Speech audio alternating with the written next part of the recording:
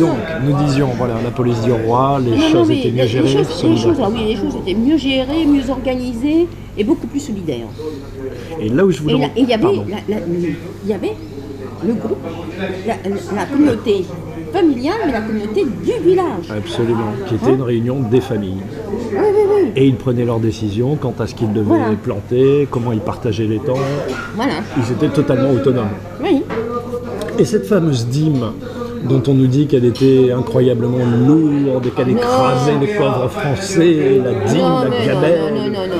Aujourd'hui, on a combien d'impôts entre la CSG, le ceci, le cela, le salarial, le patronal? On a 100 fois, 1000 fois plus d'impôts à payer qu'à l'époque. Et toutes les taxes indirectes, la chère TVA de notre ami Giscard, etc.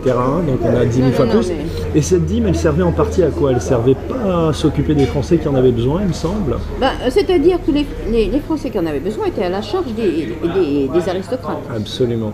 C'était pas du tout le système actuel. C'était communautaire. L'aristocrate avait la responsabilité de nourrir, de vêtir, de soigner et autres.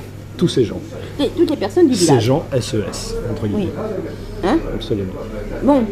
Donc, et il y avait le prix du sang aussi, parce qu'ils donnaient quelque chose en retour à l'aristocrate. Oui. C'est important, ils n'étaient pas juste là. Bon, mais il faut savoir que les aristocrates en France, comme la grande noblesse, eux tiraient leur revenu de l'étranger. D'accord. Parce que l'aristocratie, ce sont des familles de grande noblesse qui, au départ, qui ont eu une ou plusieurs générations, un ou plusieurs de leurs membres, qui se sont alliés à une ou plusieurs familles royales, mais au niveau européen. D'accord. Bon, c'est ce qui forme l'aristocratie, et au sein de l'aristocratie, il y a une hiérarchie en interne. Bon, c'est la même chose dans la grande noblesse. Il y a les familles de grande noblesse, certaines dont ont des alliances avec l'étranger, et donc ce sont eux qui financent la grande noblesse. L'ensemble de la grande noblesse. C'est important ce que tu dis, parce que j'ai l'impression, en fait, par exemple dans le livre noir de la Révolution, quand je le lis, que je vois que les républicains montent à la Bastille pour s'attaquer à la Bastille, par exemple. La Bastille, il y avait une personne. Et il y avait un régiment d'Autrichiens. Et puis, dans une autre, quelques jours plus tard, ils vont agresser je ne sais plus qui, et il y avait un régiment de Suisse. Et quand on lit ce genre de détails, parce que c'est des petits détails comme ça dans la phrase, on se dit, mais en fait, l'Europe, elle a existé à une époque. Et puis une vraie Europe, puisque pour que des bataillons militaires d'un pays étranger viennent nous aider, c'est pas comme... alors évidemment, si on pense que le roi est un tyran, oui, mais si on ne le pense pas forcément, on se rend compte que l'Europe, finalement, ça marchait. Oui, ça marchait nettement mieux que maintenant. Bon. Et donc, je sais plus ce qu'on disait, oui, les Guyanais, on l'a fait, les Français... Mais les Guyanais vont nous rendre un immense service. J'espère qu'ils vont tenir. Et tout ce que je demande, c'est que les métropolitains se bougent.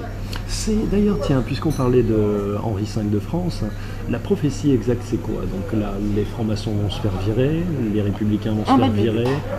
Oui, mais comment ça va se passer les séquences? Est-ce que tu as, une connaissance de Henri V de France va mettre l'islam à 0. D'accord. Mais en mettant l'islam, il va aussi flanquer, parce que c'est le même peuple. Il faut dire que les Arabes et les Juifs, c'est les mêmes peuples. Ils ont le même papa. Ce sont des Sémites, oui. Ils ont le même papa, oui, Abraham. Oui. Alors, les uns sont les descendants de la femme légitime d'Abraham, qui a donné les Juifs. C'est pour ça qu'on est Juif par sa mère. Et les autres, les descendants des Arabes, c'est la maîtresse d'Abraham, qui était une servante. C'est pour ça que chez les Arabes, la femme est inférieure à l'homme, à cause de ça. Parce que l'ancêtre était une servante. D'accord. Bon, mais c'est le même peuple. Donc, en mettant, quand le roi de France, en touchant aux Juifs, en touchant aux musulmans, il va toucher aux Juifs. D'accord. Pour avoir les Juifs, il va toucher d'abord les Arabes. D'accord, je comprends. C'est la boucle. Ouais, je comprends. Donc, parce qu'il ne pourra pas attaquer plein pot frontalement les Juifs, donc il va passer par les musulmans. D'accord. Alors, il va anéantir l'islam, mais il va anéantir aussi les Juifs. C'est dans l'eschatologie musulmane, juive et chrétienne, effectivement, l'islam serait amené à disparaître. Et non pas à régner sur le monde entier, comme on le dit. Voilà. Et c'est le roi de France. Sachant que quand il fait ça, je précise, parce que les gens peuvent mal prendre les choses, or nous respectons les religions de tout le monde, n'est-ce pas? Quand il fait ça, il ne le fait pas contre les musulmans ou contre les juifs, il le fait pour le peuple français. Voilà. Et pour réinstaurer la religion du peuple français. Mais Ce en quoi je pense que les juifs et les musulmans sont d'accord, puisque je pense qu'ils n'aiment pas qu'il y ait trop d'églises qui soient construites. Voilà, si on va au Moyen-Orient, on ne voit pas beaucoup d'églises. Ah oui. On est d'accord. Donc c'est plutôt naturel tout ça, et plutôt sain. Voilà. Oui. Mais il faut savoir également que, comment pourrais-je dire, la problématique dans tout ça, c'est les francs-macs. Absolument, qui salissent tout, qui pourrissent tout. Donc les francs-macs, il va falloir les éliminer. Et ça va être un très gros travail, il va falloir aider le roi de France à éliminer les francs-macs. Ça alors, c'est eux qu'il faut éliminer. Surtout qu'à travers le sabbataïsme et beaucoup de choses, parce qu'il y a aussi tous ces mecs un peu fous messianiques, etc. Oui, mais ils ont appris à se dissimuler, c'est-à-dire qu'ils sont en islam, ils sont chez les juifs, ils sont dans le christianisme, ils sont chez les républicains, ils prennent toutes les couleurs, tous les symboles, tous les drapeaux, pour pouvoir tout voler en fait, tout piller. On est d'accord. Donc effectivement, les francs-macs, c'est un gros souci. Ah oui, mais c'est eux qu'il faut éliminer. Si les autres le savaient, que ce soit musulmans ou n'importe, ils comprendraient vite. Absolument. La première des choses, c'est... C'est ainsi d'ailleurs que l'Arabie Saoudite fait tant de mal aux musulmans. Et c'est vrai que le wahhabisme, le salafisme, tout ce qui est exalté, les premiers à l'avoir combattu pendant des siècles et ceux à qui ça a fait le plus de mal, ce sont les musulmans. Puisque c'est ces salopards, les wahhabites, les salafistes, c'est eux qui ont égorgé, tué tous les savants de l'islam, c'est eux qui ont éteint la science, c'est eux... Voilà. Donc si vous voulez combattre ces connards, vous devriez vous rapprocher des musulmans parce que eux, ça fait des siècles qu'ils les subissent. Et donc ils savent. Et ça vous permettrait d'arrêter de mélanger, de tout mélanger. Bon, c'est super. Qu'est-ce qu'on pourrait leur dire de plus sur le plan français, donc il faut avoir la Constitution. C'est ça. Il faut annuler l'ensemble du Code général des impôts. D'accord. Et de mettre celui-ci aux archives de l'histoire et d'en faire un tout neuf, tout beau, tout neuf. D'accord. Bon, refaire donc un code général des impôts, de donner l'indépendance à la justice à 2000%. Absolument. C'est-à-dire qu'il faut que les magistrats soient nommés par tirage au sort. D'accord. D'une part, et d'autre part, renforcer le Conseil supérieur de la magistrature. Par le fait de mettre, comme dans les jurés d'assises, c'est-à-dire une proportion de citoyens tirés par tirage au sort eux-mêmes sur les listes électorales, comme c'est pour les jurés d'assises, et ils sont élus pour 6 mois. Et tous les 6 mois, on change les Français qui sont dans le circuit. Absolument. Bon. Pour avoir l'indépendance complète de la justice. Et ça permet aux Français d'avoir un œil, de récupérer un peu leurs institutions et d'être concernés un peu. Voilà. Tous les 6 mois, ça fait du monde, en disant. En marquant sur les registres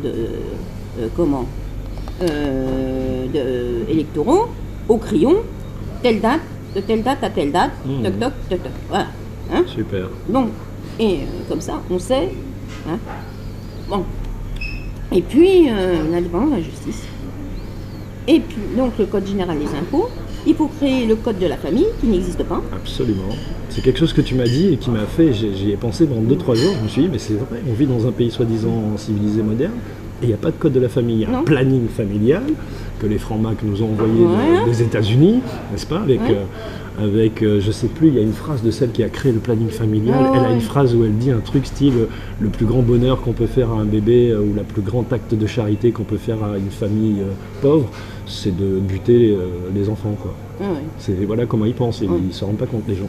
Donc, de faire le code de la famille, de revoir le code du travail. Mais ça, là, le code du travail, on n'a pas à s'en mêler. ce sont les partenaires sociaux qui doivent s'en occuper C'est-à-dire eux-mêmes. ceux qui représentent voilà, les charpentiers pour les charpentiers, Bon, etc. le code du travail doit être fait par les partenaires sociaux eux-mêmes. Point. On n'a pas, c'est-à-dire syndicat, patronat. Point barre. C'est tout. Les autres, hors circuit. Absolument. Bon. Donc, il y a déjà ça. Il faudra aussi revoir le code pénal. Hein, le code Absolument. pénal et le code civil. Absolument. Bon. C'est toutes nos lois sont à revoir. Absolument. Hein, à tous les niveaux. C'est un énorme travail qui demandera des années, Exaltant. en même mais il temps. faudra des commissions Absolument. par thème. La science aussi, les Bon, scientifiques. voilà, Parce donc qu'on vit quand même dans un univers chimique, on bouffe bah, de la le- merde, voilà, c'est Ah oui, pour mais quand les bon. moteurs à eau, c'est pour quand qu'on arrête de voilà, se donc polluer. il faudra penser, mais plus tard, parce que la première chose à faire, c'est de penser au paiement des dettes, de toutes les dettes de l'État. Les dettes des collectivités territoriales, il faut multiplier par 600 la dette actuelle de l'État D'accord. pour avoir le montant Tu total dis des les dettes. payer, pas les annuler. Non, il ne faut pas les annuler, il faut les payer. D'accord. Donc, on paye 600, alors 600 multiplié par 600 la dette de l'État pour avoir l'ensemble des dettes des collectivités territoriales. D'accord. Bon, ensuite, après ça, il y a la dette sociale. Et après la dette sociale, il y a les dettes d'honneur, dettes de reconnaissance, dettes de l'histoire. Parle-nous-en un petit peu de ça. J'ai trouvé ça m'a touché quand tu m'as évoqué dette ça. prenons la dette une dette D'honneur. de l'histoire, c'est la dette concernant l'esclavage, la traite négrière et l'esclavage. C'est une dette d'honneur et une dette de l'histoire. Absolument. Il faut payer. Que l'on veuille ou non, on la paiera. Absolument. Il y a aussi les anciens combattants de l'ancienne Outre-mer. C'est normal, Absolument. on leur doit, on doit le faire. Et les Algériens aussi. Oui, mais non, mais c'est pas ça, l'ancienne Outre-mer, c'est ça. C'est ça, d'accord. ok. Bon, Ce qu'on appelle, ok. de leur payer leurs droits. Hein, dommages et intérêts compris. D'accord. Bon, ça, ce sont deux exemples parmi la... Il y en a, il y en a. Et il y en a d'autres.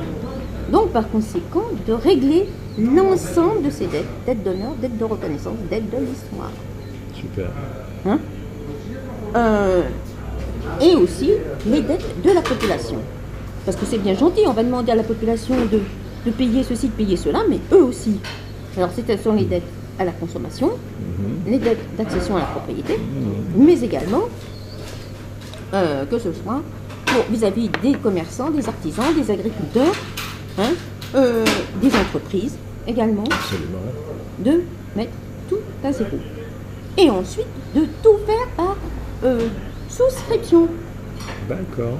C'est-à-dire que On les n'impose pas aux prochains gens. impôts, les impôts dans le prochain Code général des impôts, ça se fera par souscription. Il y aura très peu qui seront, comme du système actuel, il y aura très peu qui seront pris à la source, mais l'essentiel sera fait par souscription. C'est quoi l'avantage pour toi de la souscription? La Contrairement souscription, à un mais impôt il n'y qu'on t'impose. a pas d'emprunt. D'accord. C'est pas un emprunt la souscription, donc C'est vrai. il n'y a pas d'emprunt, Ouais, c'est vrai. il n'y a pas d'intérêt, il n'y a pas de remboursement.